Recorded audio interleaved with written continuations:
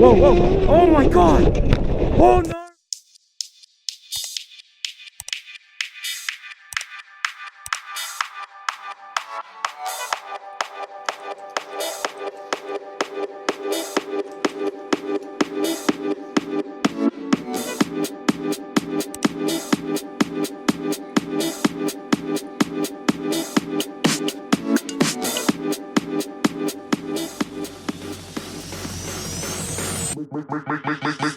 Make the ground shake.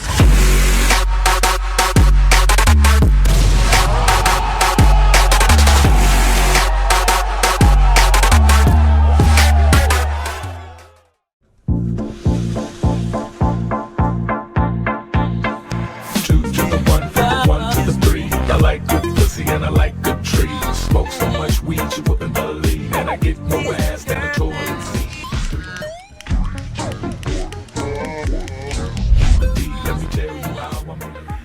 Oh mate, it is freezing cold in here. The things I do for you guys. Welcome to the channel. What is up? This is gonna be the very first video of this style. I haven't done a video like this before, so take it easy on me, guys. Let me know what you think at the end of this video. But we're gonna be looking at and analyzing a crash at 185 kilometers per hour.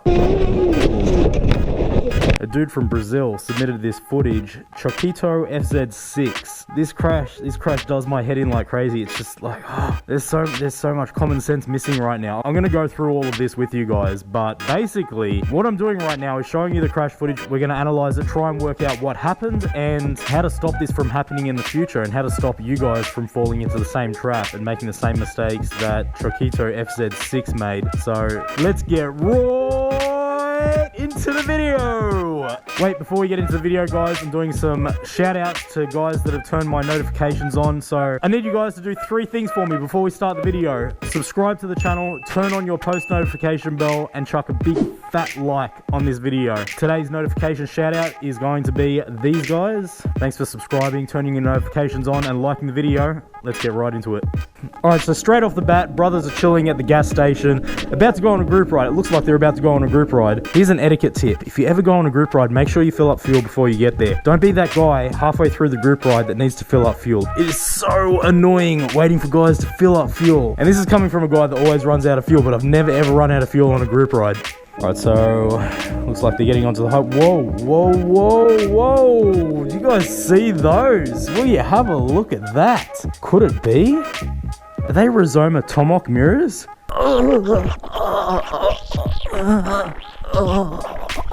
Look at that, they are an absolute work of art. Billet aluminium. Looks like there's a light blue tint on the glass. Very, very nice Chiquito, top choice.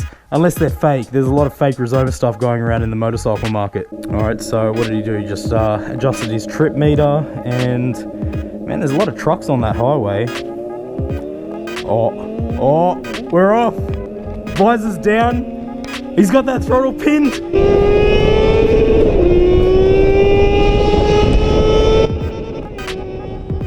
Man, that bike sounds awesome, dude. Whoa, whoa, whoa. Oh my God. Oh no, no, no. Oh no, oh no, oh my gosh. Oh my gosh. Oh no. What? Whoa, oh my God. How was that reaction? I've already seen the video. What happened? Guys, tell me. Was that rider error? Was that machine malfunction? What was it? What happened in that clip? Let's have a discussion about this, man, because I have my theories, right? Brother Chiquito is riding his YouTube name is FZ6, so I can only assume that he's on an FZ6. It's a Yamaha motorcycle at 600cc. Oh, mate. Oh, that looks painful as hell. Look, I'm going to explain this. I know that there's going to be a whole bunch of experienced riders on here that don't really need to hear this sort of stuff, but there are a whole bunch of things that aren't really obvious to new riders or people that just don't ride motorcycles.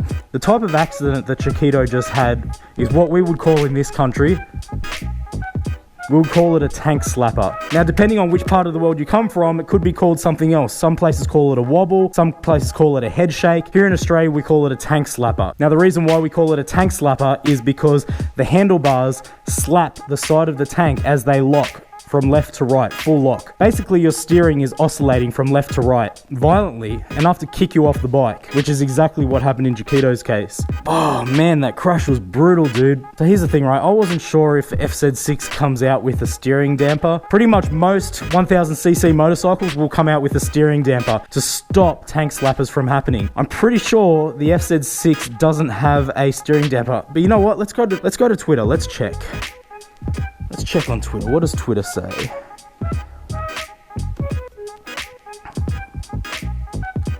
Alright, so we've got a reply here. And unconfirmed, but it sounds like the FZ6 doesn't have a steering damper on it. If you don't know what a steering damper is, you know what? I can show you guys. Check this out. Right here, we have a 2004 Yamaha R1, and I'll show you guys the steering damper. Here it is. Alright. Just looks like a little shock. This thing here stops the violent head shake or the violent steering oscillations in the motorcycle. We've got another one over here. This is a 2009 Yamaha R1. And if I jump down here, I'll be able to move the steering dampener. There it is. There's the steering damper on a 2009 Yamaha R1. Guess what? We've got another 1000cc over here. This one here is a BMW S1000RR. As you can see. Another steering damper. They install these on superbikes to stop exactly what we just saw in that video. Amazing little products. Now guys, I'm no stranger to tank slappers. I've had so many over my entire riding career, and I've been riding for a very long time, especially on my 2009 Yamaha R1. However, luckily for me, I've got a steering damper on that motorcycle which has stopped me from crashing many a times. I cannot tell you how many times it's saved my life. And the unfortunate thing is that this sort of stuff doesn't come out stock on 600cc motorcycles, or on most 600cc motorcycles to my knowledge. It is something that you can install aftermarket. You can find aftermarket dampers for your motorcycle depending on the model. It's really up to you. If you ride a bike, if you ride a 600cc and you enjoy some spirited riding at times, I think it's definitely a worthy investment. I haven't looked up prices, but from memory, $200-300, and like to save your life, to potentially save your life, definitely worth it. So I don't think I really explained how the steering dampers work. Basically, the way it works is as a shock absorber. So when the steering starts to oscillate violently, instead of it going from full lock left to full lock right, what the damper will do is dampen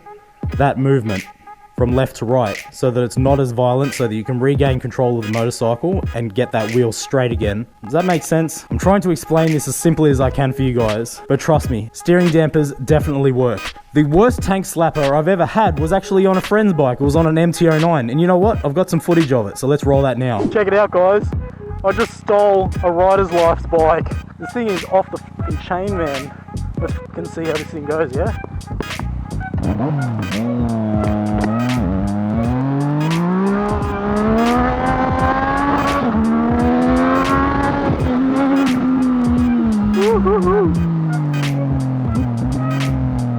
See that little fucking tank slapper? As you can see, riding along, doing a wheelie, realized that I was running out of room as I was approaching a concrete barrier, so I put the front of the bike down. Actually, I put it down quite hard, and the front wheel was just off. It grabbed, it started to slap on me, and just sheer luck, I don't know how I didn't crash the bike that day, but just sheer luck got me to blip that throttle just enough to get the front wheel off the ground, just enough to stop the violent oscillation of the steering for me to regain control. But it was a fluke. It was a complete fluke. I thought I was crashing the bike that day. I honestly did. So how did tank slappers happen? As you saw from my footage, I put down a wheelie with the wheel a little bit crooked, started to grab and started to violently oscillate. I've had tank slappers where I've changed lanes and hit the cat's eye in the middle of the road, which has thrown the front tire off and started to make the bike shake. Again, luckily I had a steering damper on there which fixed it up straight away. You can actually feel it working. You feel the front shake left and right, and then it straightens up on you and you're good to go. Without that steering damper, guess what?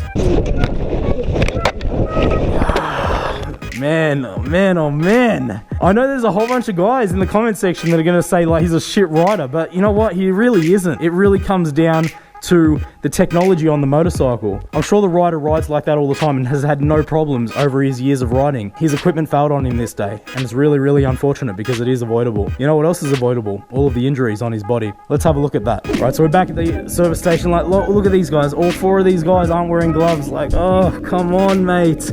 Your hands Your hands, since the dawn of time, have been the very, very first thing that you put out in front of you when you fall over as a child, when you fall over for the very first time on your bicycle, when you fall over for the very first time on your skateboard, when you fall off your motorcycle for the very first time. The very, very first thing you do, which is natural human instinct, is to put your hands out and stop yourself from falling. It doesn't make any sense. You know, I'm just gonna stop this video. Sorry guys, I'm going on a fucking rant right now. Guys, put some fucking gloves on. It should be number 2 on your list for safety gear. 1 should be a helmet, number 2 should be your gloves. Don't worry about anything else. Get those 2 checked off and then start working on the rest. Honestly, I've seen guys riding in Sydney in full leather race suits, smashing it up and down the twisties. No gloves. It blows my mind that the very first thing that will potentially hit the road, being your hands, is the only thing that you don't have covered up. Oh, keep your lane, mate.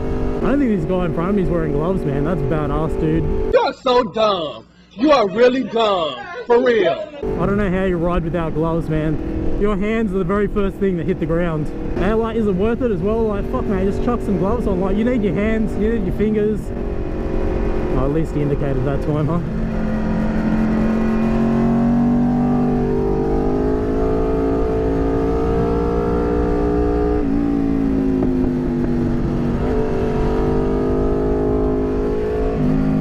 I think I'm gonna get in front of this guy, man.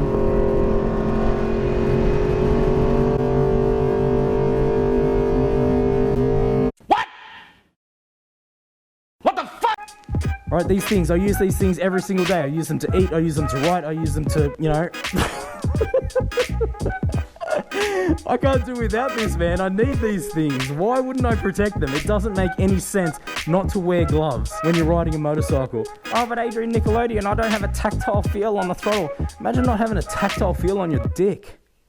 Think about that for a second. Just let that really sink in. Imagine not being able to wrap your fingers around that shaft because you don't have any fucking fingers left. You're fucked, cunt. Alright, so number 1 issue, brother wasn't wearing gloves. Thank God he was wearing a helmet. I don't think he would have survived a crash like this without wearing a helmet. Man, even at slow speeds, if you hit your head, if you're not wearing a helmet, mate, you can do so much damage. Let's see what else is going on in this video. Speeding along, everything looks fine. Now, right there, you can see that the color of the road changes. It goes from a dark bitumen color to a light concrete color. I'm looking on either side. I've just paused the video right now. I'm looking on either side of this video and it looks like there's a house down the bottom there. There's concrete barriers on each side. It looks like he's going over a bridge. Now, typically bridges aren't level with the road. When you hit a bridge, you know, you might hit a little bump as you get up onto the bridge, or it might dip down. It usually bumps up. But there's something else that I noticed on this bridge. Because it's concrete, the concrete is laid in panels. So there's panels that go along the bridge. Now, over time, those panels move around, you know, with trucks and cars driving over them. You know, it's inevitable for there to be slight undulations in the surface. Now, having a look at this, it looks like the front tire may have caught a lip on one of the joints in the concrete, which threw the bike off a little bit. I'll slow it down for you guys. You guys make your own judgment. For a guy that's been riding motorcycles for over 15 years on the street and been riding motorcycles since a little bit after I could walk, in all of my experience, this is what I think happened. You can see just there, like those black lines, they indicate a new fresh patch of concrete. Could be raised, could be lowered, but it's thrown off the front wheel. And at speed, as soon as those handlebars start to get into that tank slapper, that's it, mate. It is all over. At that speed, you are flying over the front handlebars of that bike. And oh man, riding in thongs too. No gloves, no shoes. Like the shorts and the jacket, like, all right, cool, that's fine, man. There's so many guys out there that are gonna say, oh, Gat, like, why isn't he wearing all of his gear all the time? Well, you know what, man? In all honesty, people complain that I wear the Fox Titan Sport armored jacket here in Sydney instead of a leather race suit. Like, come on. Honestly, mate, I live in the most congested city in the country. I'm not going for a slide down the road, dude, when I'm stuck in traffic. It's not happening.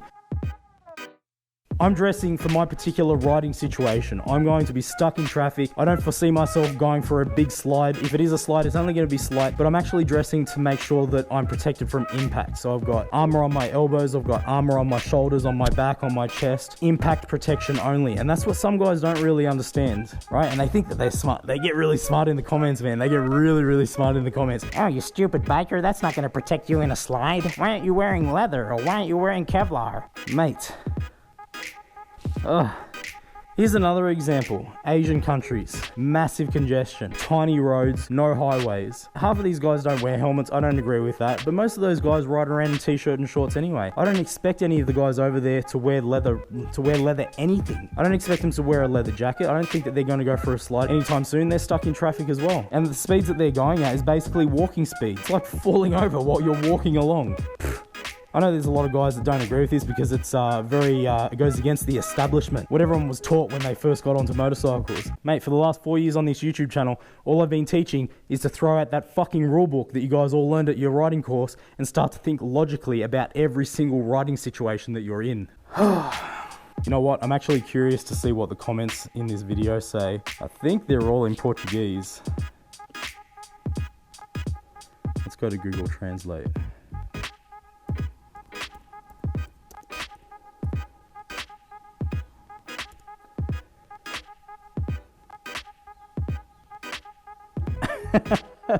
Dude, how incredible are you alive? Translated, dude, that's incredible that you're actually alive. Wow, yeah, there's some truth for you, man. What else have we got? Alright, this one here's got 19 thumbs up. Let's see what it says. Steering damper! This is extremely important. Wait, the top comment on the video is telling him to get a steering damper. Guys, honestly, if you ride a motorcycle, if you ride a super sport motorcycle, or if you ride any motorcycle that doesn't have a steering damper on it, please consider getting one. It's a couple of $100 that will potentially save your life. It is one of the best investments that you can make for your motorcycle. Hands down. Absolute hands down. I'm actually pretty curious. I want to see what else we've got in the comment section. That's funny, man. The top rated comment. So incredible you're alive had 22 thumbs up. Steering damper 19. Oh, here's one with 24. Let's see what this one says. 8 replies too. Wish I could speak Portuguese. This process would be so much easier. Fuck bro, you better get there. I'm also from Barra Mansa. You better get where? Better get well, maybe? I don't know. I don't understand that one, but the translation is obviously off. Check this one. 49 upvotes. Friends, do not get me wrong, but you suck at me too. What?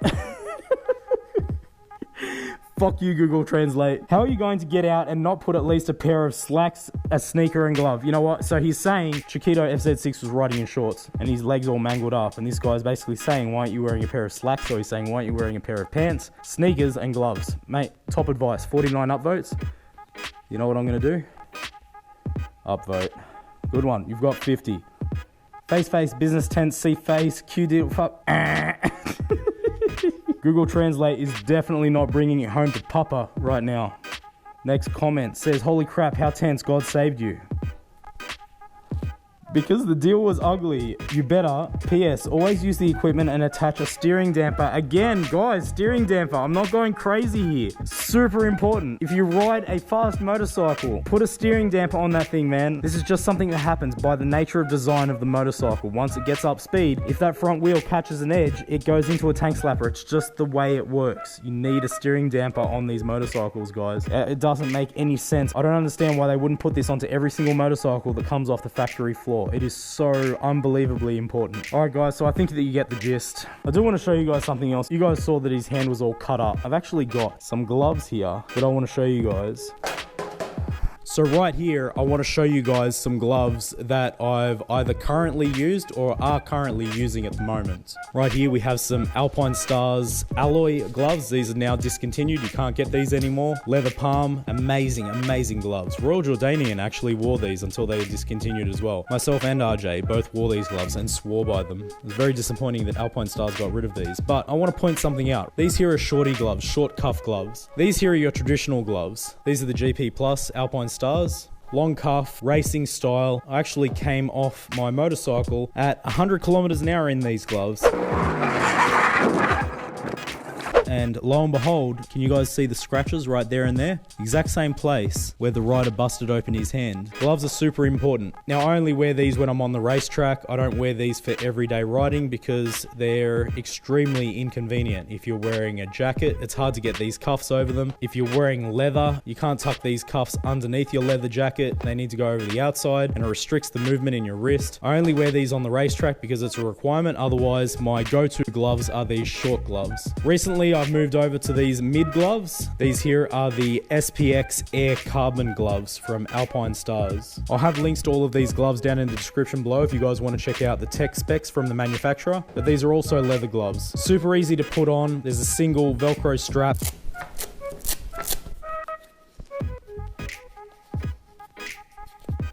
That's it, they're on. I'm ready to ride. My hands are protected in case I fall. If I need to get up to any extracurricular activities like putting my fist through a driver's window, quite easy with these carbon knuckles. I'm joking, guys, don't punch people's windows in. And last but not least, these here are the Alpinestars Atlas gloves. These are more of a summer riding glove. They've got sort of like a suede finish rather than a leather finish on them. Still legit gloves. They're a very, very light duty sort of glove. And unfortunately for me, these ones didn't last as long as leather. They did last for a while. I do a lot of riding, but I find that the leather gloves last a little bit longer for me. So anyway, guys, I'm showing you guys these right now to highlight the importance of wearing gloves while you ride a motorcycle. You don't have to wear the traditional racing glove that Valentino Rossi wears. You can wear a short cuff, you can wear a mid cuff. If you really want to wear a full length cuff, go ahead, go for it. The rule book, that rule book that everyone grew up with riding motorcycles is going to tell you that you need to wear a full cuff glove. You really don't, guys. Start to think logically about this. Start to think about what type of riding you're engaging in and dress appropriately for it. If you're going to be riding like the rider in the video, maybe full length gauntlet gloves are the correct choice for you. For me, I'm mainly commuting, short cuff, medium cuff. They're easy on and off. They fit into my helmet if I want to carry them around or into a backpack. They're nice and compact, very, very small profile compared to this big clunky thing, but they all serve a purpose. Anyway, guys, if you found the information in this video informative or if you found it helpful, I would appreciate a like on the video. It does encourage me to make more content like this if this is the kind of stuff that you guys want to see on the channel. And I also want you guys to let me know in the comments what you think. Was it rider error or was it machine malfunction? Let me know, guys. Let me know down in the comment section below. I will be reading all of the comments on this video. I'm very, very curious to find out what you guys think. And just a note to Stupido, FZ6, mate, you are very, very lucky to come away with the injuries that you sustained in that crash. It could have been much worse. Those sort of crashes teach us a lot about ourselves and our riding technique and our riding style. And I can only hope that you've taken away something positive from that. It's taught you something very valuable and made you a better rider and a more aware rider in terms of the dangers of motorcycle riding. Anyway, guys, there's actually more footage of this crash. There's a third-person view, crash aftermath, and the horrific damage to the motorcycle. I'll link that video down in the description below if you guys want to check that out. And just finally, maybe you'd like to check out another video. Hey, I made sure that I cherry picked a good one for you guys. If you're interested in checking out more of my content, this is it. Come on, click on the video. You know you want to. Enjoy the ride, guys.